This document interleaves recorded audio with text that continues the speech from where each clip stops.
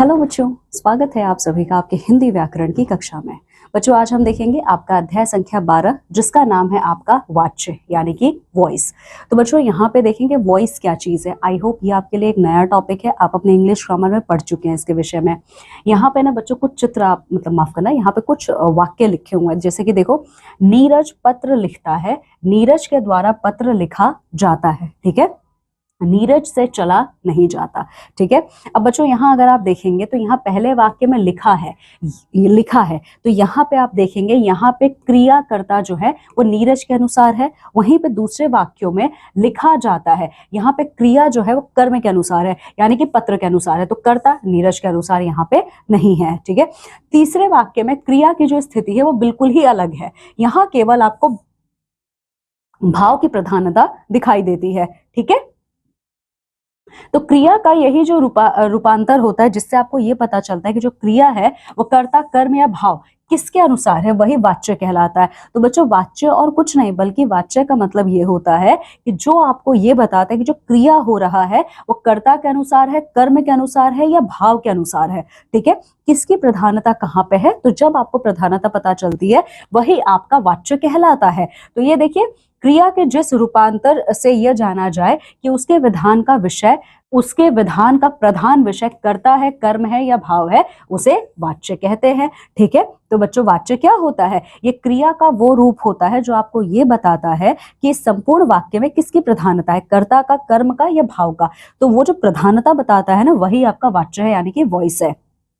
तो बच्चों वाच्य और उसके भेद की अगर हम बात करेंगे तो इसके ना 3 भेद होते हैं। पहला है कृतवाच्य, दूसरा है आपका कर्मवाच्य, तीसरा होता है आपका भाववाच्य। ठीक है, तो कृतवाच्य क्या होता है, देखिए जब वाक्य में आपकी कही गई क्रिया, मतलब जो वाक्य में जो बात कही गई है उसमें क्रिया की प्रधानता, क्रिया का प्रधान विषय कर्ता हो, अर्थात क्रिया का लिंग वचन और पुरुष कर्ता के लिंग वचन और पुरुष के अनुसार हो, उसे कृतवाच्य कहते हैं। तो बच्चों कृतवाच्य में क्या होता है, कृतवाच्य में जब क्रिया का जो प्रधान विषय है उसका संबंध आपके कर्ता के प्रधान विषय से होता है। ठीक है, यानी कि क्रिया का जो लिंग है, वचन है, पुरुष है, ये सब के सब आपके कर्ता के लिंग वचन और पुरुष के अनुसार होगा। ठीक है, यानी कि जब आपका क्रिया और कर्ता बिल्कुल एक जैसे होंगे, चाहे वो लिंग हो, वचन हो या पुरुष हो, उसके अनुसार, उसी को हम कहते हैं कृतवाच्य। तो उदाहरण आप देख सकते हो, मंजू पुस्तक पढ़ती है, स्वदेश अब विद्यालय जाएगा।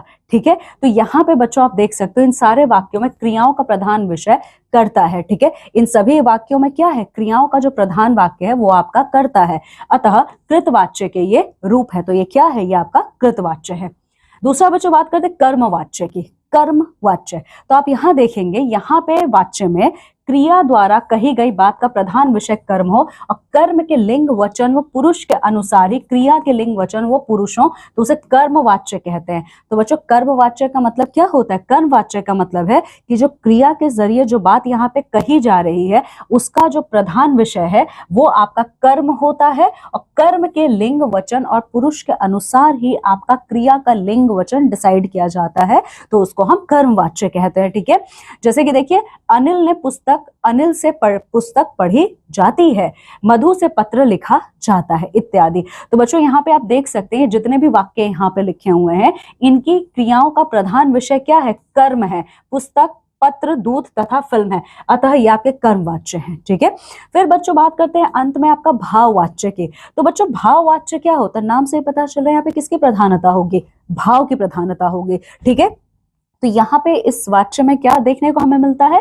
कि क्रिया से जो भी बात कही गई है, मतलब क्रिया के द्वारा जो भी बात यहाँ पे कही गई है उसका जो प्रधान विषय है वो ना ही कर्ता है ना ही कर्म है, तो क्या है प्रधान यहाँ पे, भाव। ठीक है, तो भाववाच्य का मतलब होता है जहां पे आपको न कर्ता की प्रधानता दिखाई दे न कर्म की प्रधानता दिखाई दे। तो प्रधानता किसकी दिखाई देगी, भाव की प्रधानता दिखाई देगी, वही आपका भाववाच्य कहते हैं, मतलब उसी को भाववाच्य कहते हैं।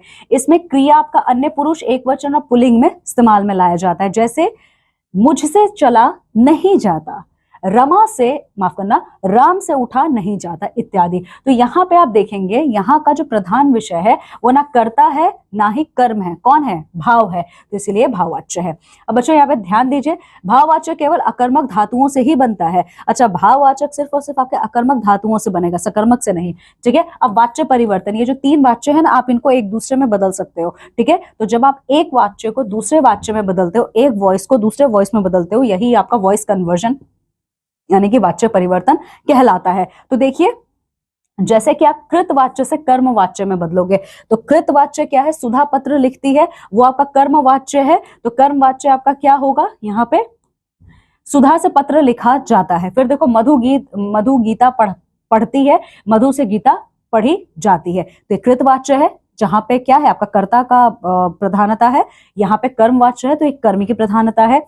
अब अगला देखिए, कृतवाच्य से भाववाच्य, यानी कि कृतवाच्य का वाक्य है, आप उसको भाववाच्य में जब बदलोगे तो कैसे बदलोगे, तो देखो मधु सोती है, ये कृतवाच्य है, यहाँ पे किसकी प्रधानता है, कर्ता की। इसको जब भाववाच्य में बदलोगे तो देखो मधु से सोया जाता है, तो यहाँ पे भाव की प्रधानता है ना। अगला देखिए, सुधा उठी, कौन है, कर्ता प्रधान है, भाववाच्य में देखो सुधा से उठा गया, भाव की प्रधानता है, ठीक है।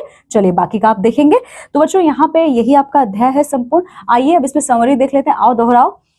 तो देखिए, क्रिया के जिस रूप से ये पता चले कि क्रिया का मुख्य विषय कर्ता, कर्म या भाव है, उसे वाच्य कहते हैं। तो बच्चों वॉइस है क्या, एक्चुअली में शॉर्ट में अगर आप देखोगे, वॉइस आपको ये बताता है कि इस पूरे सेंटेंस में आप किसके बारे में बात कर रहे हो, बेसिकली आप बात किसके बारे में कर रहे हो, कौन आपका मेन फोकस्ड पॉइंट है, ठीक है, कौन आपका, आप यहाँ पे देखो कौन आपका मुख्य विषय है, कर्ता है, कर्म है या भाव है, यही आपका वॉइस है, ठीक है। तो ये ना आपके 3 प्रकार के होते हैं, कृतवाच्य जहां पे कर्ता प्रधान होता है, कर्मवाच्य कर्म की प्रधानता, भाववाच्य भाव की प्रधानता, ठीक है। चलिए, तो बच्चों ये था हमारा संपूर्ण अध्याय। इस अध्याय को अच्छे से पढ़िए और इससे जुड़ा हुआ संपूर्ण अभ्यास कार्य पूरा कीजिए।